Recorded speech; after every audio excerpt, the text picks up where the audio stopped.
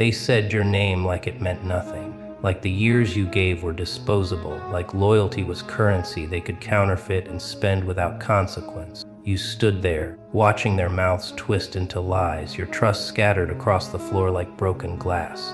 It happened fast, one sentence, one glance, and the illusion shattered. The laughter that followed didn't sound human. It was sharp, animalistic, echoing inside your skull long after the room fell silent. That's when you understood. Betrayal isn't loud. It's quiet, calculated, almost sacred in its cruelty. The air felt heavy that day, thick with something ancient. The kind of silence that speaks in riddles. You tried to move, but your body didn't obey. Every nerve trembled, not from fear, but from disbelief. The realization that the hands that helped build you were the same ones pushing you off the edge. The world blurred. Words turned into static. Faces melted into masks. And in that chaos there was only one thing that stayed clear. Their eyes cold, certain. Like they had rehearsed your destruction long before you saw it coming. You didn't cry, you didn't scream. You watched. You absorbed every detail. The tone of their voices. The way the light hit the room. The moment your heart stopped trusting. Pain sharpened you, carved away everything soft. The betrayal wasn't just emotional, it was surgical. It cut deep enough to expose the part of you that still believed in fairness. And once it was gone, something darker moved in. Not evil, something older, something that doesn't need forgiveness to feel free.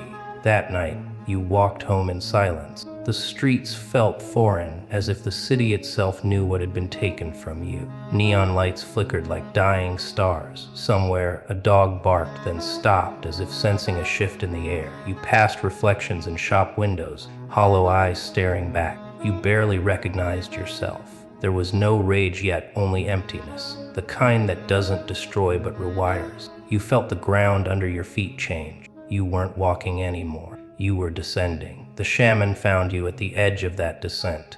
An old man with eyes like burnt coals, his voice a whisper carried by the wind. He didn't ask what happened. He already knew. He opened a leather-bound book that smelled like smoke and blood. The pages shimmered faintly as if alive. He traced your name with his finger, then stopped. His eyes met yours. Something in him shifted. Fear, maybe awe. And then he closed the book. This soul, he said quietly, doesn't belong to Earth. You didn't understand it then. You thought it was madness, another cruel trick of fate. But his voice followed you, deeper than memory, crawling through every dream, every shadow. Because he hadn't been speaking to you. He was speaking about you, to whatever force was listening. And in that moment, the betrayal that broke you became the ritual that marked your rebirth. The world had tried to bury you, but it forgot one rule. Some souls aren't meant to rest in the soil. They ignited. You turned away from that place and didn't look back. The pain didn't fade, it fused. Every scar became a blueprint. Every lie became a lesson. You stopped needing to be understood, stopped begging to be seen. The world that mocked your fall would never comprehend what was being built in silence, because something had awakened beneath your skin. Not anger, not vengeance, but purpose. The kind that doesn't roar. It waits. It watches, it learns. And when it finally moves, the earth remembers. You stop hearing from them after the storm. No texts, no calls, no explanations, just absence, clean, surgical, deliberate. The silence doesn't arrive all at once. It seeps in slowly, like fog through the cracks of a broken home. At first you wait, you tell yourself they're busy, that things will return to normal. But normal is gone. The laughter you once shared has turned into static in your memory. The room smells like betrayal now, faint, metallic, impossible to wash off. You start to understand that people don't need to kill you to bury you. Sometimes they just leave. Days bleed into each other. You stop counting. You wake up at noon because the mornings hurt too much. The clock ticks louder than your heartbeat. You catch your reflection and don't recognize the shape staring back. That version of you, the one who smiled easily, who trusted too soon, has vanished. What's left is someone raw, unshaped, unfinished. They stripped you of identity and called it growth. They made you believe you were replaceable, and you almost believed them. Everywhere you go, you hear echoes of who you were. In a stranger's voice, in an old song, in the silence before sleep. The human part of you wants to scream, to be seen again. But the world isn't listening. The world has moved on. You start realizing how brutally honest solitude is. It doesn't comfort, it confronts. It holds your face against the cold mirror of reality and whispers, "They never cared enough to stay." And for a long, unholy moment you agree. The nights stretch longer now. The air feels heavier. You stop turning on the lights because the darkness feels safer. In the shadows, no one expects you to smile. You eat when the hunger forces you. You sleep when exhaustion wins. But between the cracks of your despair, something ancient stirs. A quiet defiance. A question too dangerous to ignore. What if this is the beginning, not the end? You push it down at first. Hope feels like poison, but it keeps returning, patient, relentless. You start walking again, not to go somewhere, but to remember motion. The streets look different when you've been broken. Every flickering streetlight feels like a test. Every reflection in a window looks like a warning. You've stopped chasing comfort. You crave clarity now. You crave the truth, no matter how much it cuts. Because at least the truth won't leave you. At least it bleeds the same color as you do. There's a moment, a small one, where you finally accept it. No one is coming. No rescue, no closure, no grand apology. Just you, the silence, and the ghost of your former self. And strangely, that realization doesn't destroy you. It rebuilds you. It clears the static. You see the architecture of your pain, and it's beautiful in its precision. Every wound was a map. Every loss was instruction. You begin to understand what the shaman meant when he said your soul doesn't belong to earth. Maybe he saw this, the crucible, the fall, the death before rebirth. Now you move differently. You speak less. You watch more. The loneliness no longer scares you. It educates you. It sharpens your instincts. You start hearing the subtle shifts, the tone in voices, the weight in words, the hidden intentions in smiles. You learn that silence is a weapon, and you wield it with discipline. You stop needing to be understood. You start needing to be unstoppable. And when you finally sit in that dim room, staring at nothing, it dawns on you. This is not punishment. It's preparation. You were not abandoned. You were chosen for exile. Because those who belong to the noise could never survive the quiet. And you were built for the quiet. You stare at the reflection in front of you, and for the first time, it doesn't look like you. The eyes are yours, but colder, like they've seen too much truth to ever close again. The air feels heavy, thick with the ghosts of every mistake that brought you here. The room is silent, but the silence isn't kind. It hums low and merciless, reminding you that this is where people break or begin again. You remember when you used to smile without thinking, when your hands didn't tremble before touching what you loved. That version of you is gone, and deep down you know they killed it, but you buried it. You search the mirror for something left to save, but all you find is the aftermath, scratches on the surface, faint enough to hide under light, deep enough to never fade. That's what betrayal does. It doesn't end you, it rewires you. It teaches you how naive you were to believe loyalty had weight in a world built on survival. You thought they cared because they smiled. You thought they'd stay because you did. And now you're left with the version of yourself they never wanted to meet. The one that doesn't beg, doesn't explain, doesn't wait. The one that finally understands that no one is coming. You stand there breathing through your teeth, studying every flaw like it's evidence. You see the cracks under your eyes, the way exhaustion sculpted itself into your bone, and it hits you.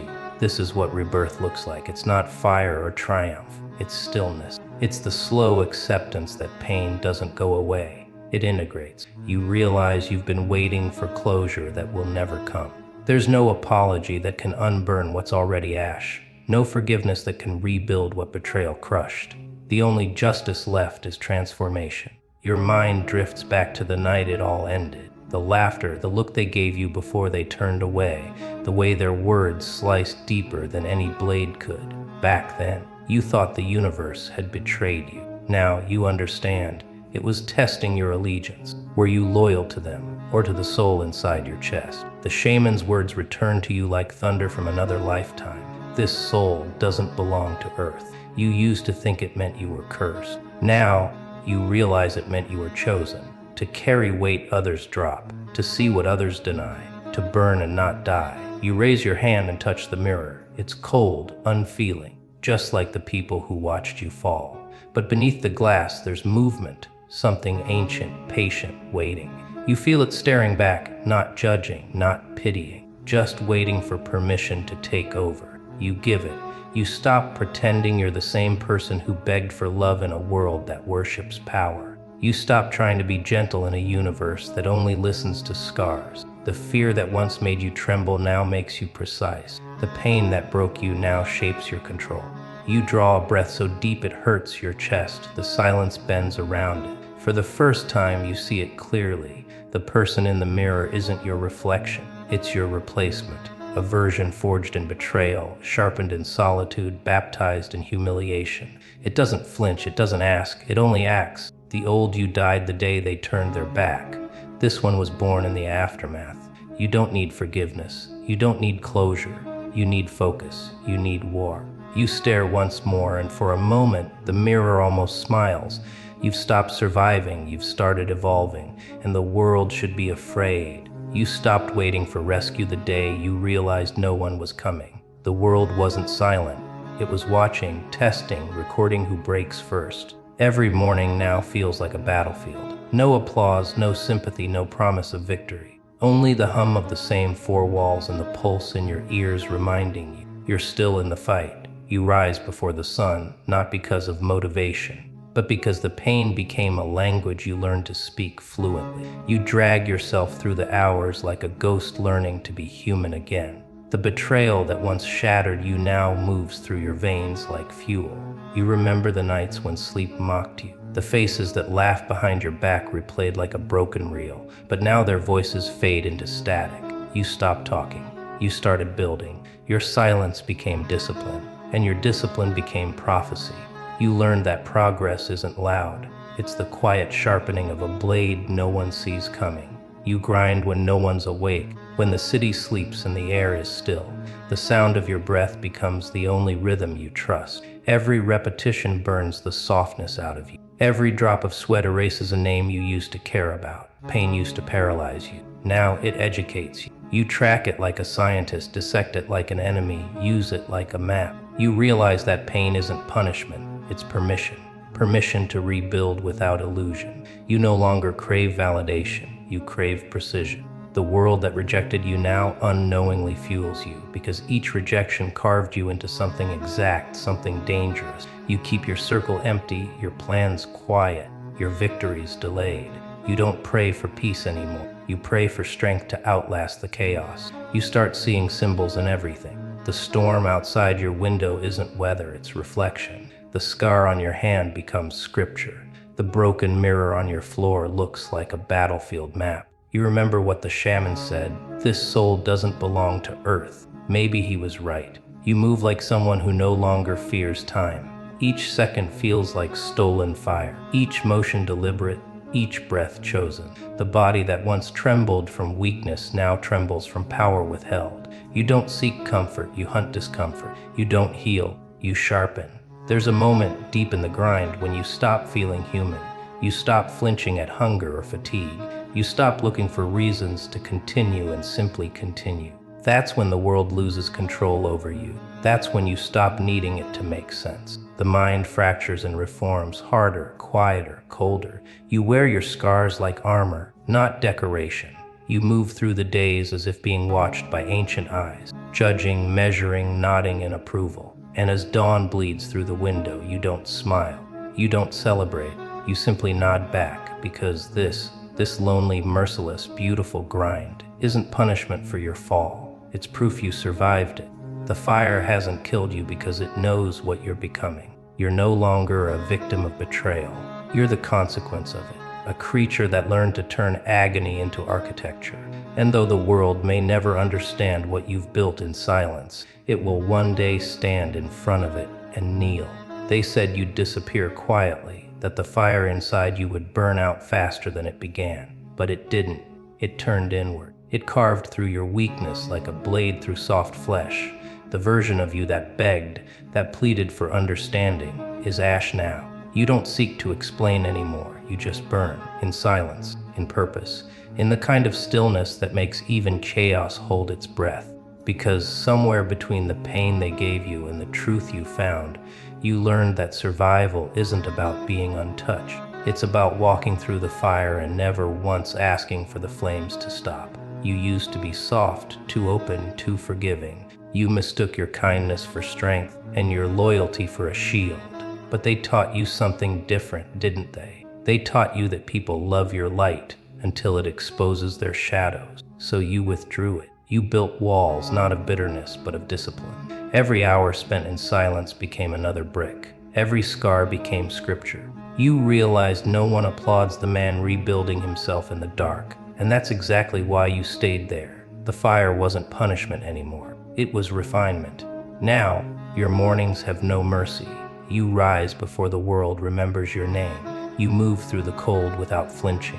You've stopped chasing peace. You've started training for war. The mirror that once reflected weakness now shows something unrecognizable. Eyes steady, movements deliberate, breathing measured. Every repetition, every late night, every second spent bleeding behind closed doors, it's all an act of worship to the version of you that refused to die. You've become the weapon you once feared to hold. There are no witnesses, no applause, no soft voices telling you it's enough. The only sound that remains is rhythm, the pulse of effort, the hum of obsession. You don't crave victory anymore. You crave control of your mind, your habits, your hunger, because you learned the truth buried in pain. Power isn't taken from others. It's taken from the parts of yourself you once abandoned. That's the secret no one tells you. That's the quiet horror of evolution. When they see you now, they won't understand. They'll think you changed overnight. They'll ask how you did it, as if you can explain years of madness in a sentence. They won't know about the nights your thoughts screamed louder than thunder, or the mornings your hands shook from exhaustion but still moved. They won't see the cold meals, the solitude, the thousand silent deaths you died just to feel alive again. But you'll know, and that knowledge will hum beneath your skin like a hidden frequency. Calm, lethal, certain. You carry yourself differently now, not out of arrogance, but precision. You walk like someone who's seen hell and took notes. Your silence unnerves them because it's not empty anymore. It's loaded. You used to break under pressure. Now you sharpen under it. Every betrayal, every humiliation, every sleepless night became code written into your bloodstream. You are no longer chasing redemption. You are redemption. The kind that doesn't beg, doesn't forgive, doesn't need to explain its existence. The shaman's words echo again. This soul doesn't belong to earth. Maybe he was right, because you no longer fit where the weak thrive. You no longer bend where others bow. You are proof that pain can become prophecy, that ruin can become ritual, that fire, when embraced, doesn't consume, it crowns. And now, as the world stirs and whispers your name, you don't answer. You simply stand there, still burning, and let the smoke tell your story. They don't recognize you anymore. They remember the version that begged, that explained, that apologized for existing too loudly in rooms built to keep you small. They remember the softness, the hesitations, the nervous laugh that filled the silence when you felt unwanted. But that person died quietly, long before you ever rose again. What stands here now is the aftermath of every betrayal you swallowed, every scar you stitched in silence. You learn that real rebirth doesn't come with applause, it comes with absence, the kind that forces you to rebuild your soul in the dark while no one cares. And now, you've returned, not to prove anything, but to let your silence speak louder than every voice that doubted you. They whisper your name again, but it sounds different now. Not like gossip, like warning. You move differently. Speak less, listen more. The same people who mocked your downfall now hesitate before they meet your eyes. They can feel it, that you've seen something they never will. You've been to the bottom, where pride rots and illusions burn. And you didn't just survive, you mapped it. You memorized every shadow, every trick the mind plays when it tries to convince you that you're done. That's the gift of the fall, clarity sharper than any blade. You no longer need to announce your worth. You became the storm that others sense before it arrives. You walk through the same places that once rejected you, and nothing feels the same. Not because they changed, because you did. You stopped reaching for doors that were never meant to open for you. You built your own corridors underground. You traded noise for precision. Every move calculated, every step intentional. The hunger that once came from pain now comes from purpose. You no longer chase validation. You extract results. Power doesn't shout, it rearranges the air when you enter a room. And now even silence bends around you, as if aware of what it costs to earn it. They'll say you disappeared for a while. They'll say you went quiet, that something must have happened. They won't understand that the disappearance was the strategy. That isolation was the forge, and solitude the architect. You didn't vanish, you transformed.